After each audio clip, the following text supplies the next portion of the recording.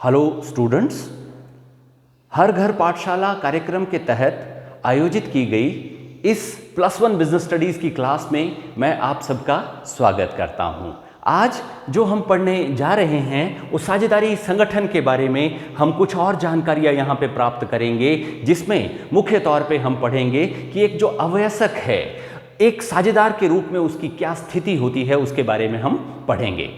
तो सबसे पहले तो मैं आपको यहां बताना चाहूंगा कि अवयस्क होता कौन है। इसे माइनर कहा जाता है, माइनर एज अ पार्टनर।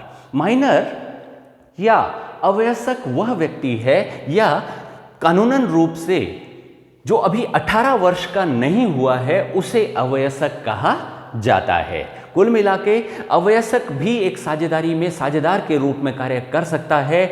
अगर वो अभी 18 वर्ष का नहीं हुआ है तो भी वो साझेदार बन सकता है।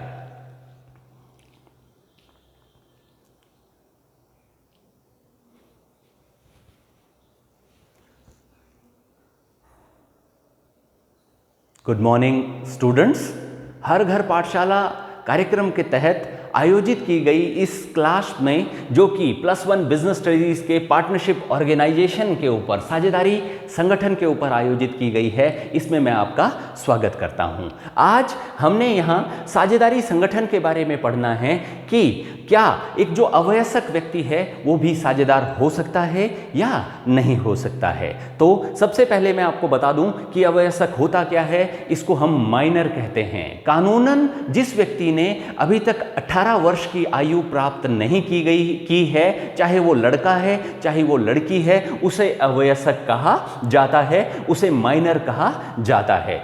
तो मैं यहां आपको कहना चाहूंगा कि जिस किसी व्यक्ति ने अभी 18 वर्ष की आयु प्राप्त नहीं की है, उसमें अनुबंध करने की योग्यता नहीं है। कानून उसे अनुबंध करने के लायक नहीं मानता है। इसीलिए उसे जो साझेदारी है उसमें साझेदार बनाया जा तो सकता है, लेकिन साझेदारी अधिनियम 1932 की धारा 30 कहती है कि अगर उसको साझेदार बनाना ही है किसी कारण से, तो उसे केवल लाभ के लिए ही साझेदार बनाया जा सकता है। अर्थात अगर लाभ होगा तो उसको हिस्सा मिलेगा, अगर हानि होगी तो उसे उसमें किसी भी प्रकार का कोई भी हिस्सा नहीं मिलेगा। कुल मिलाके एक अवयस्क साझेदार की क्या स्थिति होगी उसको हमने यहां पढ़ना है। तो सबसे पहले तो हम ये पढ़ेंगे कि जब तक वो 18 वर्ष का हो नहीं जाता उसके क्या क्या अधिकार होंगे, अर्थात वयस्क होने से पहले उसके क्या क्या राइट्स होंगे या उसके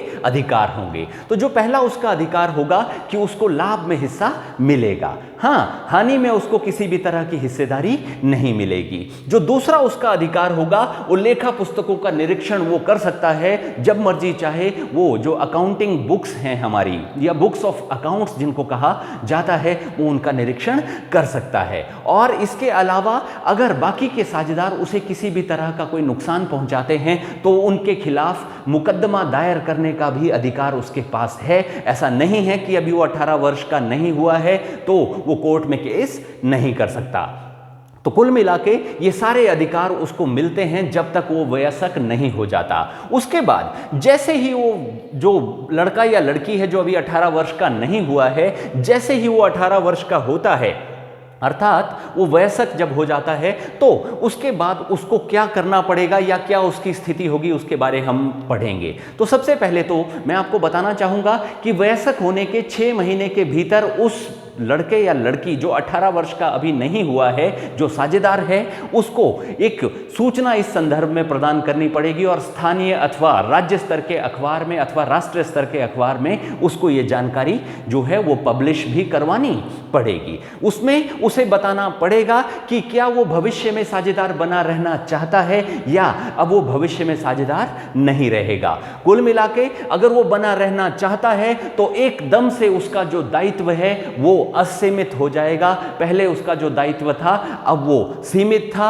अब वो असीमित दायित्व उसका हो जाएगा। और इसके साथ साथ उसको हानि में भी हिस्सा मिलेगा। पहले उसको केवल लाभ मिलता था, हानि में उसको हिस्सा नहीं मिलता था, क्योंकि वो आवश्यक था, अब उसको हानि में भी हिस्सा मिलेगा।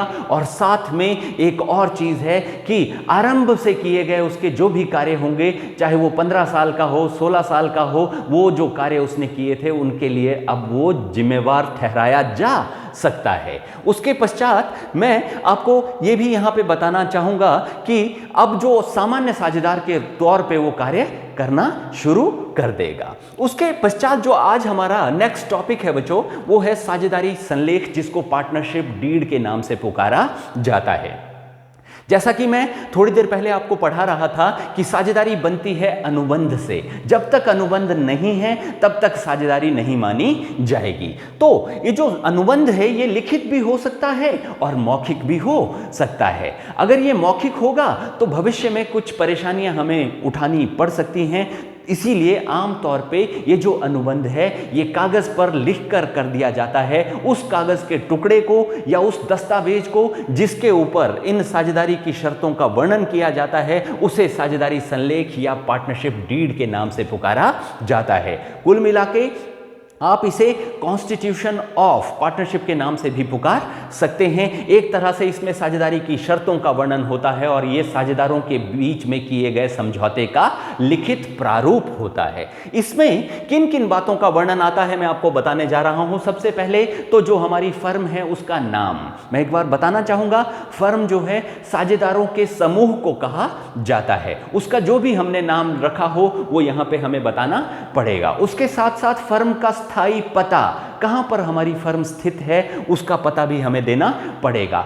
साझेदारों के नाम क्या क्या हैं, उनके स्थायी निवास के पते क्या हैं, वो भी यहां हमें बताने पड़ेंगे। उसके बाद ये जो साझेदारी है ये कितने समय के लिए बनाई गई है, अवधि कितनी है, वो भी यहां हमें बताना पड़ेगा। व्यापार का क्षेत्र क्या है, स्थानीय स्तर पर हम व्यापार कर रहे हैं, राष्ट्रीय स्तर पर कर रहे हैं या राज्य स्तर पर हमारे द्वारा व्यापार किया जा रहा है, वो भी यहां बताया जाएगा।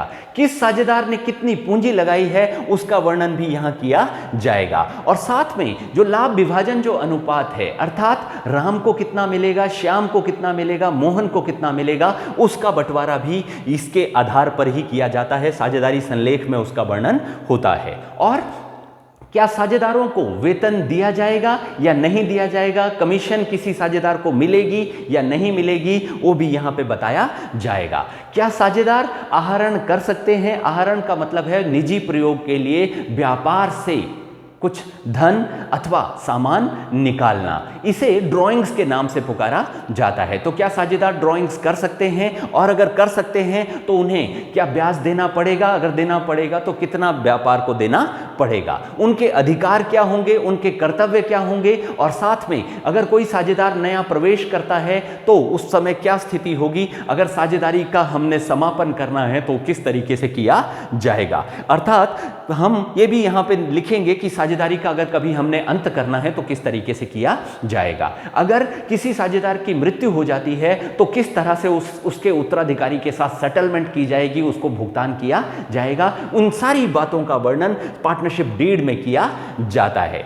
उसके पश्चात आज का जो हमारा और एक टॉपिक है वो है साझेदारी का पंजीकरण, जिसे हम रजिस्ट्रेशन ऑफ पार्टनरशिप के नाम से पुकारते हैं। कुल मिला के किसी भी साझेदारी का पंजीकरण आवश्यक नहीं है। मैं यहाँ आपको समझाना चाहूँगा कि ये अनिवार्य नहीं है। आप चाहें तो पंजीकरण करवाएं, आप चाहें तो पंजीकरण ना करवाएं। लेकिन अगर साझेदार साझेदारी का पंजीकरण नहीं करवाते हैं तो उन्हें कुछ असुविधाओं का सामना करना पड़ता है। अर्थात अगर आप पंजीकरण करवा लेते हैं तो वो लाभदायक स्थिति है और उससे हमें क्या होता है, लाभ प्राप्त होता है, फायदे मिलते हैं। अब हम विधि पढ़ने जा रहे हैं कि अगर आप पंजीकरण की करवाना चाहते हैं तो उसकी क्या विधि होगी। सबसे पहले प्रत्येक राज्य में एक रजिस्ट्रार ऑफ फर्म्स की नियुक्ति, जिसको फर्मों का पंजीयक कहा जाता है, उसकी नियुक्ति सरकार के द्वारा की गई होती है। उसके पास हमें जाकर फॉर्म भरना पड़ता है और उस फॉर्म में अपनी फर्म का नाम,